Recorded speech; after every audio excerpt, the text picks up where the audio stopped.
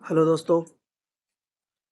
जैसा कि आपने देखा होगा कि वक़्फ़ का जो उम्मीद पोर्टल सेंट्रल गवर्नमेंट ने लॉन्च किया था, उसकी डेडलाइन ख़त्म हो गई थी। उसके बाद में 22 मार्च 2025 तक राजस्थान वक़्फ़ ट्रिब्यूनल ने इसका टाइम एक्सटेंड कर दिया।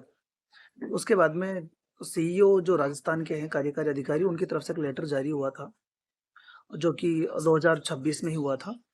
उसके अंदर साफ़ क्लियरली तौर पर 3 चीज़ें उस लेटर के अंदर जो मुझे देखने को मिली, वो मेंशन की गई थी। उसके अंदर 3 चीज़ों में से एक चीज़ ये थी कि भई जो भी मुतवल्ली हज़रात हैं, मस्जिद कमेटियाँ हैं, इंतज़ामिया कमेटियाँ हैं, जितने भी सज्जादा नशीन हैं या फिर खिदमतगार हैं, वो सब अपनी वक़्फ़ जायदादों को, वक़्फ़ प्रॉपर्टीज़ को, मस्जिद, मदरसा, खानका जो भी वक़्फ़ प्रॉपर्टीज़ हैं, उन सबको ऑनलाइन उम्मीद पोर्टल पे अपलोड करना है। अब इसमें 3 चीज़ें थी। पहली चीज़ तो ये थी कि जो वक़्फ़ प्रॉपर्टीज़ ऑनलाइन अपलोड नहीं की गई है, वो अपलोड की जाए। ठीक है, दूसरी चीज़ ये थी कि जो वर्क प्रॉपर्टीज़ रिजेक्ट कर दी गई है, उनका अद्यतन करके यानी एडिशन करके उसका कोई भी ऑब्जेक्शन आया है फीडबैक के अंदर रिकॉर्डेड उन चीज़ों को फीडबैक के अनुसार जो कमियाँ हैं, कमी पूर्ति की जाए और उनको वापस सबमिट की जाए।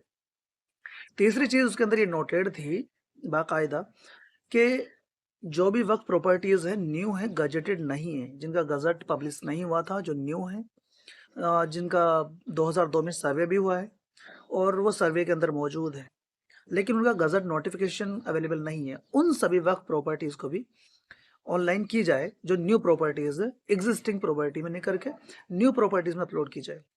लेकिन अब नई चीज़ देखने को मिल रही है, आप भी अखबारों में देखे होंगे, हाल ही न्यूज़ में भी आया था ये चीज़ कि राजस्थान के अंदर सबसे ज़्यादा रेशियो है राजस्थान वक्फ बोर्ड की तरफ से प्रॉपर्टी रिजेक्शन का। अब ये कर क्यों रहे हैं या फिर हो क्यों रहा है? इसका जो हमने पता करने की कोशिश की थी, उसके अंदर कुछ ऐसी चीज़ें हमें देखने को मिल रही है कि जो वहाँ पे अप्रूवर या चेकर या फिर जो भी वहाँ पे रिलेटेड ऑफिसर्स हैं, वो फुली ट्रेंड नहीं हैं। हमारे देखने से जो हमें ऑब्जर्वेशन हुआ, वो हमें ये देखने को मिला है। दूसरी चीज़ ये है कि वो जो प्रॉपर्टीज़ को रिजेक्शन कर रहे हैं, प्रॉपर्टी रिजेक्शन करने के लिए उनको प्रॉपर तरीके से मेंशन करना चाहिए कि क्यों वो प्रॉपर्टी रिजेक्शन कर रहे हैं। कहीं की भी प्रॉपर्टीज़ उनके पास जाती है तो वो कुछ चीज़ें ऐसी ऐसे ही कर रहे हैं रिजेक्शन कि जिनका कोई तर्क नहीं है। जैसे कि नाम की वजह से रिजेक्शन कर रहे हैं। जब हमने वहाँ पे मालूम किया राजस्थान वक्फ बोर्ड में, तो वहाँ पे मालूम चला, वहाँ पे जो काम करने वाले ऑफिसर्स हैं, उनका कहना ये है कर्मचारियों का कि इसके अंदर वक्फ बोर्ड के अंदर जब आपने उम्मीद पोर्टल पे ऑनलाइन किया था, तो उसका जो नाम है गजट नाम है, उनके आगे कोड नंबर लगाना तो आपने नहीं लगाया है। तो उसके लिए वो सीधा डायरेक्शन उनको एडिट करने की बजाय वो प्रेफ़र कर रहे हैं कि जो वर्क प्रॉपर्टीज़ आपने चढ़ाई है, ऑनलाइन अपलोड की है, उन सभी प्रॉपर्टीज़ को रिजेक्ट कर दी गई है, तो उनको आप वापस अपलोड कीजिए। तो उनसे मेरा ये सवाल है और निवेदन भी है कि भई अगर आपको ये चीज़ें करनी है और अपना काम अगर डबल करना है, तो आप खुद करें। क्योंकि जिन लोगों ने वर्क प्रॉपर्टीज़ को ऑनलाइन की है, उन्होंने कितनी मेहनत की है, ये किससे छुपी हुई नहीं है। लोगों ने रात-रात भर मेहनतें करके वक़्फ़ प्रॉपर्टीज़ को ऑनलाइन किया है। बहुत सारे लोग तो ऐसे भी हैं जिनका वक़्फ़ जायदादों से ज़्यादा कुछ लेना-देना नहीं है, मतलब केयरटेकर नहीं है। कहने का मतलब ये है कि वो केयरटेकर भी नहीं है। लेकिन फिर भी उन्होंने लोगों से मिलके मुलाकात करके उन्हें वक़्फ़ प्रॉपर्टीज़ को ऑनलाइन किया है। और आप उसे सिंगल रीज़न की वजह से कि उसके अंदर नेम उसका सही नहीं है, तो आप उसे रिजेक्शन कर रहे हैं। ठीक है, और फिर उसको रिजेक्शन की जगह आप ये आपका कहना दुरुस्त होगा कि उन प्रॉपर्टीज़ को एडिट करके वापस उसका नाम दुरुस्त करके उसके जो गज़ट नोटिफ़िकेशन अपलोड नहीं है, जमाबंदी अपलोड नहीं है, रेवेन्यू रिकॉर्ड अपलोड नहीं है, फ़ोटोज़ अपलोड नहीं है, तो उन चीज़ को अपलोड करके वापस सबमिशन करना चाहिए। लेकिन वहाँ के लोगों का या फिर अधिकतर लोगों का ये कहना है कि वक्फ बोर्ड से हमें ये हिदायत दी गई है कि अब जो भी वक्फ प्रॉपर्टीज़ हैं उनको वापस से अपलोड करें, जो कि बिल्कुल भी सही नहीं है। इस चीज़ की मुखालफत कर दी जो मिलीशियस प्रैक्टिस है, जो की जा रही है, लोगों को हिदायत की जा रही है वक्फ बोर्ड के कर्मचारियों की तरफ से कि आप वक्फ बोर्ड के अंदर जो प्रॉपर्टीज़ अपलोड की थी, रिजेक्शन कर दी गई है मिनिमम चीज़ों की वजह से, बिल्कुल भी तुच्छ और बेकार रीज़न से, तो उनको आप वापस ऑनलाइन करें। भई हम वापस ऑनलाइन क्यों करें? पहली चीज़ तो कि ये जो आदेश है तो आप गज़ेटेड या फिर एक लेटर निकालिए, सभी मुतवल्लियों को, सभी लोगों को, तमाम लोगों को जो इनके पास वक़्फ़ जो प्रॉपर्टीज़ में केयर टेकर हैं कि जो प्रॉपर्टीज़ खारिज हुई है, उनको आप वापस अपलोड कीजिए। इसके लिए हमने भी जो सीईओ है वक्फ बोर्ड के कार्यकारी अधिकारी, उनको भी लेटर लिखा था 12 फरवरी को, वो हमने उनको भिजवा दिया है। दूसरी चीज़, एक जिला वक्फ कमेटी है, हमने वहाँ पे भिजवा दिया जिला कलेक्टर को, अभी हम पोस्ट करने वाले हैं। तो आप सभी से रिक्वेस्ट है कि अगर आपकी properties without any reason rejection कर दी गई है, उसमें प्रॉपर तरीके से जो मेंशन करना चाहिए उन लोगों को, जो अप्रूवर हैं, चेकर हैं, उनको रिजेक्शन करने के लिए प्रॉपर एविडेंस या फिर क्रॉस चेक जो कर रहे हैं, जिस पैमाने के तहत वो रिजेक्शन कर रहे हैं, तो उस चीज़ को चाहिए कि वो प्रॉपर तरीके से मेंशन करें फीडबैक में कि इसमें क्या कमी पूर्ति करनी है और क्या बाकी रहना है। उसके अंदर गज़ट नोटिफ़िकेशन नहीं है तो आप प्रॉपर तरीके से मेंशन कीजिए कि गज़ट नोटिफ़िकेशन अपलोड करें। तो जिसकी जो प्रॉपर्टी अपलोड किया है, जिस आईडी से की गई है, वो अपलोड करेगा। अगर नाम में मिसमैच आ रहा है तो भई अगर आपको कोई डेट है जो गलत है, तो आपके पास पूरा ऑथराइज़ेशन है, एडिट आप कर सकते हैं। आपके पास पूरे डॉक्यूमेंट अवेलेबल है, अब वहाँ से अपलोड क्यों नहीं करते हैं? जो काम है, सारा काम आप जनता से करवाना चाह रहे हैं और वो भी डबल करवाना चाह रहे हैं।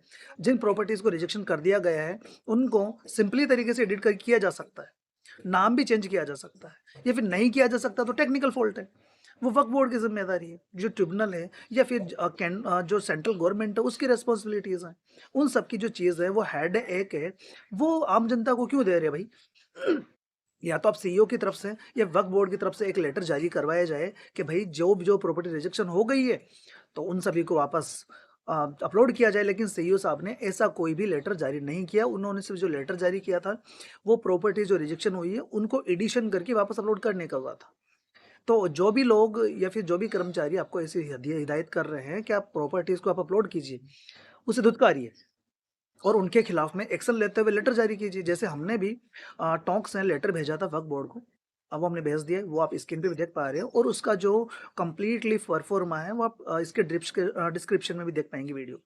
तो उस लेटर को आप कॉपी कीजिए और अपने हिसाब से उसे एडिट कीजिए और सीईओ साहब को भिजवाइएगा बाय पोस्ट, और उसकी जो स्लिप है अपने पास रखें, ताकि इन फ्यूचर अगर कोई भी ऐसी प्रॉब्लम्स आती है कि हमने अपनी प्रॉपर्टीज़, अपनी जो जिम्मेदारी है वो प्रॉपर तरीके से अपलोड किया, पूरी जिम्मेदारियां निभाई है, उसके बावजूद भी वक्फ बोर्ड की तरफ से जो वहाँ पे कर्मचारी बैठे हुए हैं, उन्होंने वो प्रॉपर्टी रिजेक्शन की है, तो हम उनसे सवाल पूछने लायक बन जाएँगे। तो आप सभी से एक अपील है, जिन्होंने ऐसा काम किया है वक्फ प्रॉपर्टीज़ को ऑनलाइन करने के लिए, तो उन सभी से रिक्वेस्ट है कि भई ये जो लेटर है, वो सब जगह से जाना चाहिए वक्फ बोर्ड के पास में। वक्फ बोर्ड को मालूम होना चाहिए जो वक्फ बोर्ड के अंदर बैठे हुए हैं, काम करने वाले हैं, वो सही अपने तरीके से ज़िम्मेदारी पूरी नहीं कर रहे हैं। बिना किसी रीज़न के, बिना किसी लॉजिक के, बिना कोई उसके अंदर अपडेट डाले कि कौन से डॉक्यूमेंट्स का फ़ॉल्ट है, कौन-कौन सी चीज़ अपलोड करनी है, बिना कोई रीज़न के वो रिजेक्शन कर रहे हैं प्रॉपर्टीज़ को। तो भाई उनसे भी निवेदन है कि भाई ऐसा मत करो यार। लोगों की जो मेहनत उन पे क्यों पानी फेर रहे हो? अगर आपको कोई दिक्कत है, परेशानी है तो वक्फ बोर्ड को बताओ। अगर वक्फ बोर्ड जो एक गवर्नमेंट बॉडी है, उसको बिना किसी लेटर के कोई काम नहीं होता तो आप बिना किसी लेटर के, बिना किसी पत्राचार के लोगों का फ़ोन कर के फिर ऐसा बता रहे हैं कि भई सारी प्रॉपर्टीज़ को ऑनलाइन करें। हमारे पास बहुत जगह से कॉल भी आया है कि वकील साहब ऐसा मामला हो गया है, क्या करना है? तो हमने उनको यही नसीहत की है कि भाई जो अपलोड करने के लिए आपको फ़ोन कर रहे हैं कि वापस री-अपलोड कीजिए, तो उनसे पूछो कि किस लेटर के तहत, किस आदेश के तहत आप ऐसा कर रहे हैं? और ऐसा वापस री-अपलोड करने के लिए हमें जो नसीहत कर रहे हैं, वो किस आदेश के तहत कर रहे हैं, ये आदेश दिया किसने आपको? तो सवाल पूछिए, सवाल पूछने से मसले हल होते हैं।